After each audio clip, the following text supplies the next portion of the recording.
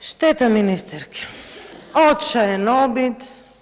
Мислевте дека ова ви е пресала на Бихачка, па да кажувате шо било у време на ВМРО, 6-та година сте на власт и да е уште потрагично, вие сте председателка на форумот на жени на Социјалдемократскиот сојуз и видоа вака граѓаните како у сам старт се борите за правата на жените, затоа што, знаете што, во градинките најголем процент се жени.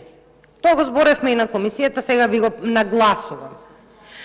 Тоа го говори жената која што им се закануваше на оние кои што протестира, на жените кои што протестира во градинки, и чии што закани вчера се реализирале. Помала плата ќе добијат. Џабе лажеа на пред медиуми дека се договориле, дека ќе добијат целосна плата. Не.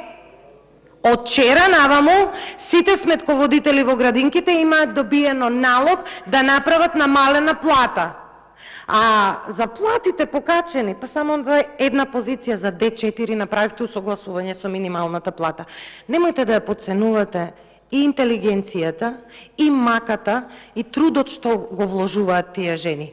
За клучното прашање во кое што верувам дека постои ајде вака благо да кажам, доза на сомнителност, како и зошто не давате лиценци и по кој редослед ги давате тие лиценци на луѓе кои што се пријавиле во февруари и веќе добиле лиценца, а некои се пријавени од 2020 или 2021 година, а не добиле лиценца.